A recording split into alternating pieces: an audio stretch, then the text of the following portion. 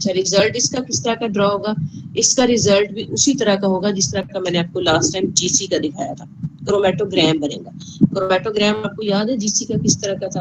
उसमें एक ग्राफ आपको नजर आता है जिसमें राइट साइड पे एक्स एक्सिस में, सॉरी लेफ्ट साइड पे एक्स एक्सिस में अबंडेंस है और नीचे वाई एक्सिस पे अबंडेंस है और एक्स एक्सिस पे टाइम, यानी कि विद टाइम एनालाइट्स का पता चल रहा होता है कि ये पीक जो आ रही है ये इस एनालाइट की 2 मिनट की आई है, अगले एनालाइट की पीक 5 मिनट की आई है, उससे अगले एनालाइट की पीक 10 मिनट की आई है। तो टाइम के साथ डिफरेंट एनालाइट्स एलूट होते जाते हैं और उनकी पीक्स क्रोमेटोग्राम के ऊपर अपीयर होती जाती है। अच्छा, अब दो मेन टाइप्स हैं एचपीएलसी के, एक नॉर्मल फेज और दूसरी reverse phase. Normal phase is a type of HPLC in which polar stationary phase is used with non-polar mobile phase.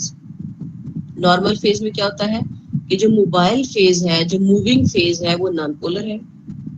For example वो कोई नॉन पोलर ऑर्गेनिक सॉल्वेंट हो सकता है, और जो स्टेशनरी फेज है वो पोलर है। ठीक है। अच्छा, अब क्या होगा अगर मोबाइल फेज नॉन पोलर है तो पहले कौन सा कंपोनेंट बाहर आएगा, जो पोलर होगा या नॉन पोलर होगा? जो नॉन पोलर होगा। ठीक है, अगर मोबाइल फेज नॉन पोलर है तो वो अपने साथ उस कंपोनेंट को सबसे पहले बाहर निकाल के लाएगी जो नॉन पोलर है। जो पोलर कंपोनेंट है वो स्टेशनरी फेज के साथ अंदर रहेगा और वो कुछ टाइम गुजारने के बाद बाहर आएगा। ठीक है, फॉर एग्जाम्पल आप यहाँ पे ये देखिए, ये राइट साइड पे इस स्लाइड में जो ब्लू कलर से शो किया हुआ है component, this is non polar, और जो येलो है ये पोलर है। तो अगर नॉर्मल फेज पे एचपीएलसी रन कर रही है, stationary phase is polar in the column and mobile phase is non polar, तो क्या होगा, non polar component is eluting first. Hexane यहाँ पे जो है वो एज मोबाइल फेज यूज हो रही है। ठीक है, तो इसमें इसके साथ जो नॉन पोलर कंपोनेंट होगा वो पहले ही लूट हो जाएगा, और जो पोलर कंपोनेंट है वो सबसे एंड पे आएगा। वो स्टेशनरी फेज चूंकि पोलर है तो उसके साथ ज्यादा टाइम पास करेगा, ज्यादा इंटरेक्शन उसका स्टेशनरी फेज के साथ होगा। अच्छा, सेकंड टाइप है रिवर्स फेज। रिवर्स फेज में रिवर्स हो जाता है, stationary phase is non polar and mobile phase is polar. अब क्या हुआ है, अब स्टेशनरी फेज जो है वो नॉन पोलर है और मोबाइल फेज पोलर है। For example mobile phase is water, water को यूज किया जा रहा है एज मोबाइल फेज, और स्टेशनरी फेज जो है वो नॉन पोलर है, यानी कि कोई भी हाइड्रोकार्बन फिल किया हुआ है जो नॉन पोलर है, जिसके अंदर सिर्फ कार्बन हाइड्रोजन लिंक्स ही हैं, उसको एज स्टेशनरी फेज फिल किया हुआ है। तो अब क्या होगा, अब जो पोलर कंपोनेंट होगा that will be eluting first. यहाँ पे जो येलो आपको नजर आ रहा है, this is polar component of the mixture. तो पोलर जो है वो पोलर मोबाइल फेज के साथ पहले इल्यूट हो जाएगा, और जो नॉन पोलर होगा वो नॉन पोलर स्टेशनरी फेज के साथ ज्यादा टाइम कॉलम में पास करेगा। अच्छा, अब आते हैं इसकी एप्लीकेशन की तरफ। इन्वायरमेंट में इसकी एप्लीकेशंस क्या क्या है? तो इन्वायरमेंट assessment में HPLC is one of the standard technique which is recommended by Environmental Protection Agency for a number of pollutants. ये एक स्टैंडर्ड टेक्निक है जिसको यूज किया जाता है, और इस स्टैंडर्ड टेक्निक को बाकायदा रिकमेंड किया गया है EPA की तरफ से, और इससे किए हुए एनालिसिस को एक्सेप्ट किया जाता है। कौन कौन से पोल्यूटर्स हैं जिनके लिए इसे रिकमेंड किया गया है? EPA has recommended HPLC for the analysis of polyaromatic hydrocarbons, PAH.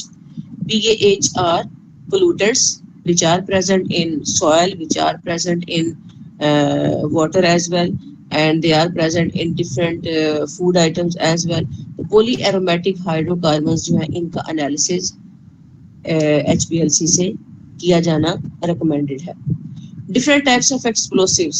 Explosives can be analyzed by using HPLC as recommended by EPA.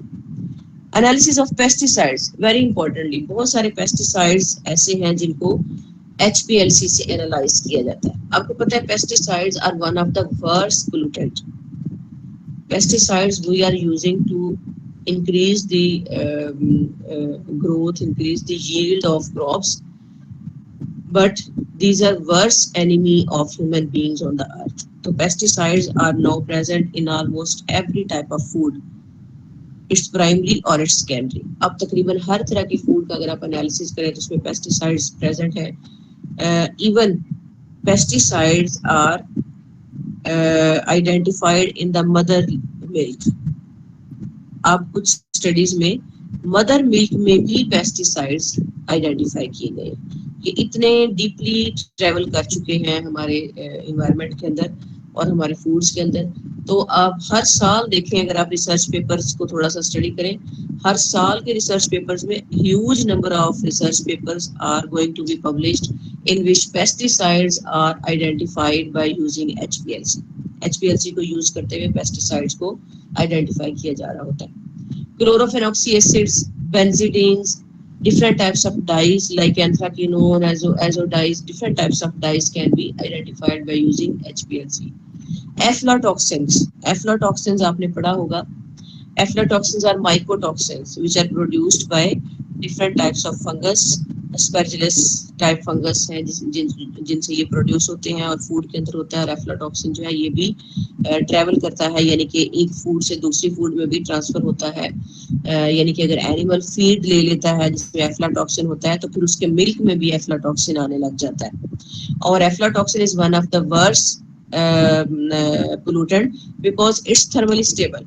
Aflatoxin जो है ये थर्मली स्टेबल है. अगर आप मिल्क को हीट भी कर लेते हैं, बॉयल भी कर लेते हैं तो एफ्लाटॉक्सिन खत्म नहीं होता. इसी तरह अगर आटे में आ जाता है, वीट में आ जाता है, तो आप उसको कुक भी कर लेते हैं, उसका बेक भी कर लेते हैं तो एफ्लाटॉक्सिन खत्म नहीं होते. That's why these are very dangerous pollutants. These can be very precisely identified and quantified by using HPLC. Aflatoxin के लिए जो बेस्ट रिकमेंडेड टेक्निक है वो HPLC है. इसको यूज करके इन्हें आइडेंटिफाई भी किया जाता है डिफरेंट फूड आइटम्स के अंदर और डिफरेंट इन्वायरमेंट्स में, और इसको क्वांटिफाई भी किया जाता है.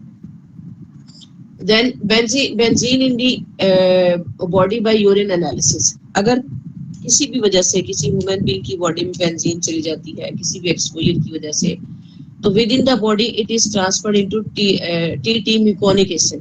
ये जो म्यूकोनिक एसिड है it can be detected by HPLC.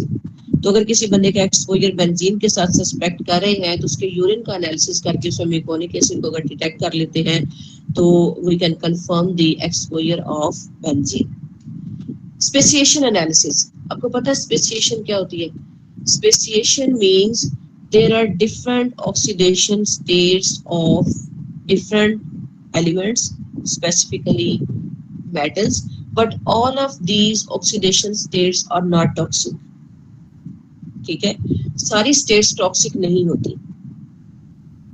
कौन सी state exist कर रही है, या टॉक्सिक स्टेट एग्जिस्ट कर रही है या नॉन टॉक्सिक स्टेट एग्जिस्ट कर रही है, इसकी आइडेंटिफिकेशन HPLC से की जा सकती है. ठीक है, for example chromium, tannery waste में क्रोमियम आ रहा होता है और क्रोमियम +6 स्टेट में भी एग्जिस्ट करता है, +3 स्टेट में भी एग्जिस्ट करता है. इसकी जो ज्यादा डेंजरस स्टेट है वो एज आई रिमेम्बर वो +3 है, जो मुझे याद पड़ता है वो +3 है जो इसकी टॉक्सिक स्टेट है. तो अगर आप सैंपल लेते हैं टेनरी वेस्ट का और उसे HPLC से या किसी भी और टेक्निक से एनालाइज करते हैं और आप कहते हैं इसके अंदर 500 ppm क्रोमियम प्रेजेंट है, तो क्या वो 500 क्रोमियम ppm सारे का सारा +3 स्टेट में है, डेंजरस स्टेट में है, या वो कुछ +6 स्टेट में भी है? अगर वो +6 स्टेट में होगा तो हो सकता है कि वो डेंजरस ना हो. तो इसको आइडेंटिफाई करने के लिए कि कौन सी स्टेट में क्रोमियम प्रेजेंट है, वो टॉक्सिक है या वो नॉन टॉक्सिक है, इसको कहते हैं speciation analysis. And this is possible by HPLC even at PPT level. बहुत लो कंसंट्रेशन पे भी ये स्पेसिएशन एनालिसिस क्रोमियम का HPLC से किया जाता है. पेस्टिसाइड्स हम पहले पढ़ चुके हैं. Surfactant monitoring in waste water. Surfactant is one of the major pollutant which is coming out of the domestic sewage as well as from public places sewage. जो हमारे sewage में एक मेन pollutant आ रहा होता है वो surfactant होता है. तो surfactant are of different types, आपको पता है ये alkyl phenol ethoxylates for example हैं, this is one of the example of surfactant. और भी डिफरेंट टाइप के ये एरोमेटिक स्ट्रक्चर के सर्फेक्टेंट्स हैं जिनको हम इन डिटर्जेंट्स आजकल ज्यादा यूज कर रहे हैं। तो ये भी डिस्ट्रॉइंग है, डेंजरस है। फॉर एग्जांपल ये जो अल्काइल फिनोल एथॉक्सिलेट है, ये क्या करता है, इट्स एन एंडोक्राइन डिस्टरप्टर। एक एंडोक्राइन डिस्टरप्टर है, अगर ये इन्वायरमेंट में ट्रेवल करता है तो ये दोबारा से ह्यूमन बीइंग्स पे अटैक करके एंडोक्राइन को डिस्टर्ब कर सकता है। तो डिफरेंट टाइप्स के जो सर्फेक्टेंट आ रहे हैं वाटर में, उनको HPLC से मॉनिटर किया जा सकता है। पीएच पॉलीएरोमेटिक हाइड्रोकार्बन्स हैं जिनको जो म्यूटाजेनिक भी है, कार्सिनोजेनिक भी है। They are present in the air, in cigarette smoke. अभी पीछे मैंने आपको बताया था पीएच के लिए HPLC को यूज किया जाता है। तो ये कहाँ कहाँ प्रेजेंट है? It is present in the air, it is present in cigarette smoke, it is present in the automobile exhaust. तो इसको भी मॉनिटर किया जा सकता है bye using HPLC। Different pathogens, for example, if we are dealing with the hospital waste, pathogens in waste can be identified by using HPLC. Phenols and chlorophenols, different types of phenols and different types of chlorophenols are identified by using HPLC. Refinery waste जिसके अंदर different type के hydrocarbons हो सकते हैं, उनको identify किया जा सकता है, स्पेसिफाई किया जा सकता है bye using HPLC. Emerging pollutants for example pharmaceuticals, यानी कि जो मेडिसिन हम यूज करते हैं फिर हम उनको वेस्ट कर देते हैं, they are coming out in the waste. Also pharmaceuticals waste जो है वो कहाँ से जनरेट हो रहा है? जहाँ पे फार्मा की मैन्युफैक्चरिंग हो रही है, यानी जहाँ पे जो ड्रग इंडस्ट्री है, ड्रग इंडस्ट्री से के वेस्ट में भी बहुत सारी फार्मास्यूटिकल्स आ रही होती हैं जो कि एज अ पोल्यूटेड इन्वायरमेंट में ऐड हो रही होती है। तो ड्रग इंडस्ट्री के वेस्ट को और हमारे अपने वेस्ट को जिसके अंदर हमने ड्रग्स को ऐड किया है, it can be identified by using HPLC, and pharmaceutical pollutants are considered as emerging pollutants.